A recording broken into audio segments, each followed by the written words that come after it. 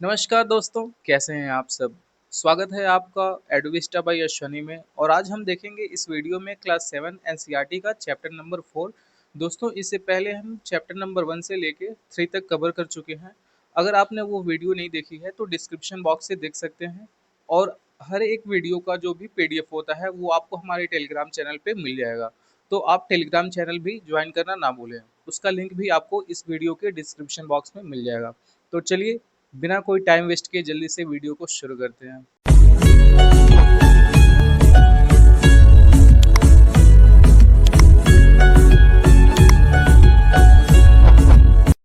इस वीडियो में हम जानेंगे एयर के बारे में। ठीक है, तो सबसे पहले हम देखते हैं कि एटमॉस्फेयर क्या होता है। कह रहा है जो अर्थ के चारों तरफ सराउंडिंग है, किस चीज की सराउंडिंग है? ह्यूज ब्लैंकेट, एक तरह से कह सकते हैं ह्यूज ब्लैंकेट है किस चीज की? एयर की। ठीक है, तो उसी को हम क्या बोलते हैं? एटमॉस्फेयर। कह रहा है the earth is surrounded by a huge blanket of air called the atmosphere. जो अर्थ के चारों तरफ एयर है, ठीक है, सराउंडिंग में, उसी को हम क्या बोलते हैं? एटमॉस्फेयर। और एटमॉस्फेयर का एग्जिस्टेंस हमारे लिए क्यों जरूरी है? ठीक है, वही बता रहे हैं यहाँ पे कि हमारे सर्वाइवल के लिए बहुत ही ज़्यादा ज़रूरी है। ये हमको क्या प्रोवाइड करती है? एयर। ठीक है, जिससे हम ब्रीथ करते हैं और हमको बचा के रखती है किससे? सन की हार्मफुल रेज से। फिर कह रहा है कंपोजिशन ऑफ द एटमॉस्फेयर। अब हमारा एटमॉस्फेयर में जो एयर है, इसमें कौन कौन सी गैसेस हैं, चलिए अब उनको देखते हैं। Nitrogen and oxygen. कह रहा है इसमें दो इंपॉर्टेंट मेजर गैसेस जो हैं वो है नाइट्रोजन और दूसरा है आपका ऑक्सीजन। फिर उसके बाद जो आते हैं आपके कार्बन डाइऑक्साइड हो गया, आर्गन हो गया, हीलियम, हाइड्रोजन एंड ओजोन। ठीक है, ये सब तो गैसेस हैं, बट क्या है, बहुत स्मॉल क्वांटिटी में है। बट सबसे लार्ज क्वांटिटी में कौन सी हैं दो गैसेस? वो है आपकी नाइट्रोजन और ऑक्सीजन। देखो, 78% ऑफ एटमॉस्फेयर जो है हमारे नाइट्रोजन में, इसका क्या होता है? अब नाइट्रोजन क्या क्यों जरूरी है? ये प्लांट्स के सर्वाइवल के लिए नाइट्रोजन बहुत जरूरी है। बट क्या होता है कि प्लांट्स नाइट्रोजन का डायरेक्ट यूज नहीं कर पाएंगे। ठीक है, तो इसीलिए जो बैक्टीरिया होती हैं स्वेल में, वो क्या करती है? इनका यूज करती हैं और उन्हीं के थ्रू प्लांट्स का रूट कनेक्ट होता है स्वेल से।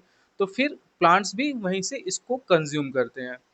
फिर दूसरा है आपका ऑक्सीजन। कह रहा है oxygen is the second most available gases in the air and is inhaled by human beings and animals. देखो, दूसरी सबसे मेजर गैसेस कौन सी है? वो है ऑक्सीजन।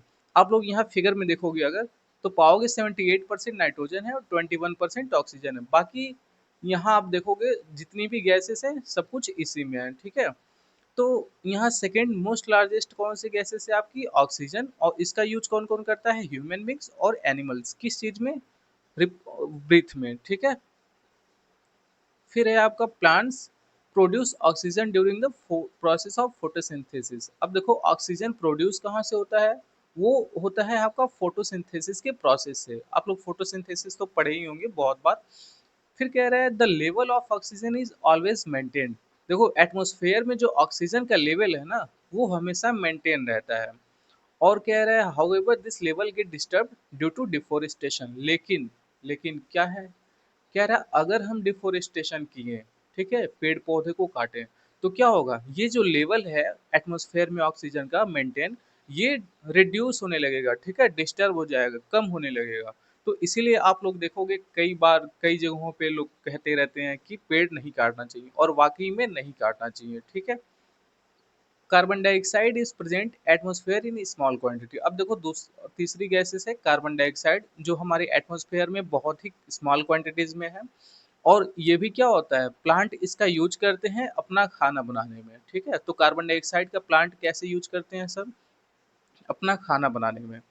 कह रहा है अगर कार्बन डाइऑक्साइड की क्वांटिटी कंस्टेंटेड रही एटमॉस्फेयर में, तो क्या होगा? सब कुछ नॉर्मल है।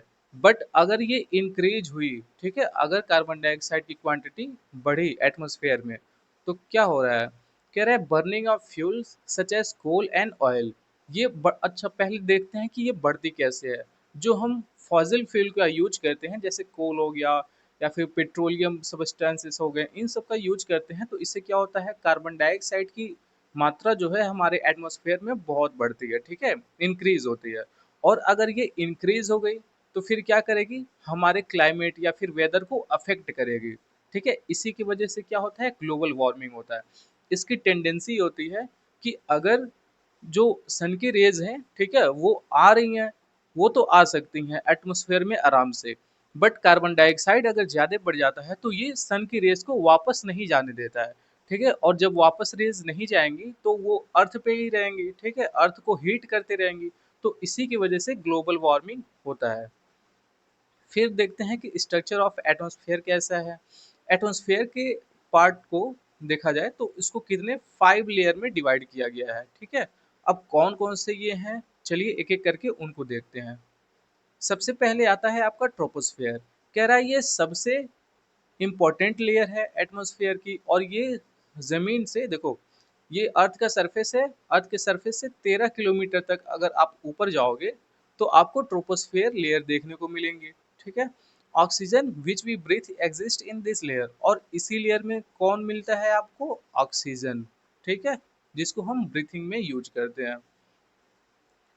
ऑल द वेदर फिनोमिना, देखो जितने भी वेदर फिनोमिना आपको देखने को मिलते हैं, चाहे वो रेनफॉल हो गया, हेल हो गया, फॉग हो गया, ये सब कुछ इसी लेयर में होता है।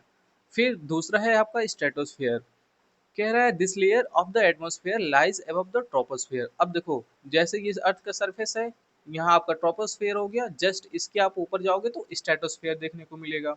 और इसकी हाइट कितनी होती है, इसकी हाइट होती है आपकी 50 किलोमीटर। देखो यहाँ दिया है 50 किलोमीटर। और इसी लेयर में आपका एरोप्लेन उड़ते रहते हैं। ठीक है, और देखा जाए तो ये फ्री फ्रॉम क्लाउड होता है, यहाँ कोई बादल नहीं होते हैं। ठीक है, और कोई वेदर फिनोमिना नहीं देखने को मिलता है आपको।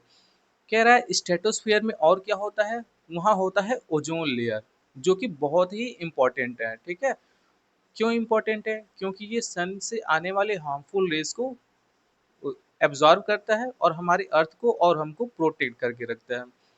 फिर तीसरा आता है आपका mesosphere. This is the third layer. अब स्ट्रेटोस्फेयर हो गया, उसके ऊपर जब जाओगे तो आपको मिलेगा मेसोस्फेयर, और इसकी हाइट कहाँ है, 80 किलोमीटर। अगर आप सरफेस से 80 किलोमीटर ऊपर जाते हो तो आपको मिलेगा मेसोस्फेयर। और ये क्यों इम्पोर्टेंट है, कह रहा है ये लेयर जो है एटमॉस्फेयर की, ये मेट्रोराइड्स को बर्न कर देती है, विच दे इंटरसिन फ्रॉम द स्पेस। अगर कोई स्पेस से एस्ट्रॉइड या फिर मेट्रॉइड देखोगे, आपको धरती की तरफ कोई आता है तो इसी लेयर में आके कंप्लीटली वो बर्न हो जाता है। ठीक है, और अगर वहां भी नहीं हो पाता है तो फिर जाहिर सी बात है कि वो कहाँ पे गिरेगा, अर्थ पे ही गिरेगा। थर्मोस्फेयर, उसके बाद क्या है आपका आता है थर्मोस्फेयर। ये कहाँ से कहाँ तक है, 80 किलोमीटर से लेके 400 किलोमीटर। अगर आप ऊपर की तरफ जाओगे तो इसके बीच में आपको थर्मोस्फेयर देखने को मिलता है। और इस लेयर में जैसे जैसे आप ऊपर की तरफ जाओगे, टेम्परेचर इंक्रीज होता जाएगा। आपका समझ में आया, आपका टेम्परेचर क्या होगा, इंक्रीज होता जाएगा। The ionosphere is a part of this layer. और देखो, इसी लेयर का एक और पार्ट है, वो है आइनोस्फेयर। आइनोस्फेयर क्या होता है, इसमें आगे बोल रहे हैं कि the thermosphere help in the transmission of radio wave. ठीक है, यही जो आइनोस्फेयर है, यही रेडियो वेव ट्रांसमिशन में हेल्प करता है। ठीक है, हम जो भी सेटेलाइट या फिर कम्युनिकेट करते हैं सेटेलाइट के थ्रू, तो वो सब कुछ कहाँ होता है आपका, इसी थर्मोस्फेयर वाली लेयर में। फिर आता है आपका एक्सोस्फेयर। अब देखो एक्सोस्फेयर सबसे अपर मोस्ट है। ठीक है, सबसे ऊपर अगर कोई लेयर है, ट्रोपोस्फेयर, स्ट्रेटोस्फेयर, मेसोस्फेयर, थर्मोस्फेयर, उसके बाद जो सबसे ऊपर वाली लेयर है वो है आपकी एक्सोस्फेयर। ठीक है, और ये क्या है, बहुत पतली लेयर है। ठीक है, सबसे थिन लेयर है ऊपर एक्सोस्फेयर। सबसे थिन नहीं कहेंगे, बट ये है कि थिन है बाकियों से। फिर कह रहा है कि light gases such as helium, hydrogen float into the space from this layer. देखो इस लेयर में क्या क्या देखने को मिलेगा आपको, हीलियम, हाइड्रोजन, ठीक है, इस तरह की गैसेस देखने को मिलेंगी। फिर है आपका weather and climate. Weather and climate के बारे में क्या कह रहा है कि वेदर क्या होता है, जो डे बाय डे चेंज होता रहता है। जैसे आप देखोगे धूप हो गया, फिर बारिश हो गई, फिर आपका गर्मी भी लगने लगती है, फिर सर्दी लगने लगती है कुछ ही दिनों में। बट ये तो वेदर हो गया। बट क्लाइमेट क्या होता है, क्लाइमेट सेम थिंग्स होता है, बट ये जल्दी जल्दी चेंज नहीं होता है। ठीक है, इसको चेंज होने में कुछ टाइम लगता है। वो आपका 10 साल 20 साल भी लग सकता है। ठीक है, 5 साल 10 साल भी लग सकता है। तो एक फिक्स नहीं कहेंगे, बट कुछ टाइम लेता है ये चेंज होने में। जबकि वेदर बहुत ड्रास्टिक चेंज होता है, बहुत जल्दी जल्दी चेंज होता है। अब दोनों में हम डिफरेंस जानते हैं। कह रहा है it is the day to day condition of the atmosphere. Atmosphere में जो भी डे बाय डे चेंजेस होते हैं, आज हो गया, कल हो गया, परसों हो गया, ठीक है, इस तरह के जो चेंजेस हो गए वो वेदर फिनोमिना होते हैं। क्लाइमेट क्या होता है?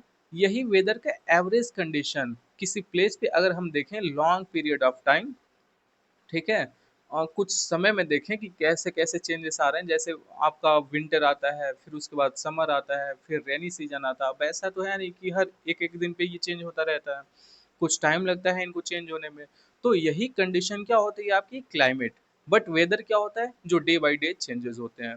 Weather of a place does not remain constant. किसी प्लेस का वेदर हमेशा एक तरह नहीं रह सकता है, but climate of a place remain constant. लेकिन किसी प्लेस का अगर हम क्लाइमेट देखें तो कुछ समय के लिए वो कांस्टेंट रहता है। फिर कह रहे हैं some factors which affect the weather and climate of places are. देखो कौन कौन से फैक्टर हैं जो क्लाइमेट और वेदर को अफेक्ट करते हैं। तो उसमें सबसे बड़ा हाथ किसका है? आपका टेम्परेचर का। टेम्परेचर क्या करता है? Temperature is the degree of hotness and coldness. ठीक है, ये डिग्री है, एक तरह से मेजरमेंट का काम करता है टेम्परेचर। और ये क्या बताता है हमको कि टेम्परेचर एटमोसफेयर कितना हॉट है या फिर कितना कोल्ड है। देखो कह रहे हैं apart from daily variation the temperature of the atmosphere also varies. और आप देखोगे डे बाय डे टेम्परेचर कभी बढ़ता है कभी घटता है। और फिर क्या कह रहा है? Incoming solar energy intercepted by the earth known as insolation. देखो जो सोलर एनर्जी आती है, ठीक है, आपकी सन की जो एनर्जी आती है उनको इंटरसेप्ट कौन करता है? आपकी अर्थ करती है, और इसी को बोलते हैं हम इंसोलेशन। ये देखो क्या कह रहा है, इन्फ्लुएशन influence the distribution of temperature. और इसकी वजह से क्या होता है? जो टेम्परेचर होता है वो अर्थ पे डिस्ट्रीब्यूट हो जाता है। ठीक है, ऐसा नहीं है कि एक ही जगह आके टेम्परेचर बहुत हीट हो जाता है। ये टेम्परेचर क्या होता है? पूरे अर्थ पे डिस्ट्रीब्यूट हो जाता है। Insolation is the maximum at the equator. देखो इक्वेटर पे इंसोलेशन सबसे ज्यादा होगा। क्यों? क्योंकि वहां पे तो डायरेक्ट सनलाइट पड़ रही है ना। तो जहां भी सनलाइट डायरेक्ट आके फॉल होगी अर्थ पे, तो वहां का टेम्परेचर वाकई वैसे ही बहुत हीट होगा। बट अब यही देखोगे पोल के साइड में, आप इधर पोल के साइड में देखोगे तो टेम्परेचर बहुत कम होगा। क्यों? क्योंकि वहां पे स्लैंट आपकी सनरेज आ रही है, डायरेक्ट आ नहीं रही है। तो जब कहीं भी स्लैंट में आएगी तो वहां जाहिर सी बात है कि उतना टेम्परेचर नहीं होगा। बट जहाँ पे डायरेक्ट आएगी वहां पे तो टेम्परेचर बहुत ज्यादा होगा। तो वही कह रहा है कि पोल्स पे देखोगे तो कम होगा, इक्वेटर पे देखोगे तो सबसे ज्यादा होगा। कह रहा है equatorial region has a high temperature while the polar regions are most covered with the snow। इसी की वजह से आप देखोगे कि जितने भी स्नो होते हैं, कवर्ड होते हैं, बहुत बड़े बड़े से ग्लेशियर होते हैं, वो सब कहाँ देखने को मिलेंगे आपको? पोल्स पे। जैसे आर्कटिक पोल हो गया और एंटार्कटिक पोल हो गया। फिर कह रहा है temperature in villages less than the cities. अब देखोगे कि जो विलेजेस में टेम्परेचर होता है वो कम होता है किसके मुकाबले? सिटीज के मुकाबले। क्यों होता है? क्योंकि हम सिटीज में क्या करते हैं? बहुत से मेटल का यूज करते हैं। आप देखोगे कंक्रीट की बिल्डिंग बनी होती है, ठीक है, कंक्रीट मतलब पक्के घर बने होते हैं हर जगह। और कई मेटल की चीजें यूज होती हैं। शहरों में जाओगे तो इंडस्ट्रीज भी रहती हैं जिससे धुआं निकलता रहता है, या फिर ये सब काजेस क्या होते हैं? इन सबों की वजह से टेम्परेचर ट्रैप होके रह जाते हैं उन्हीं आसपास के एरिया में। और जब ट्रैप हो जाते हैं तो यही क्या करते हैं? वहाँ के टेम्परेचर को बढ़ा देते हैं।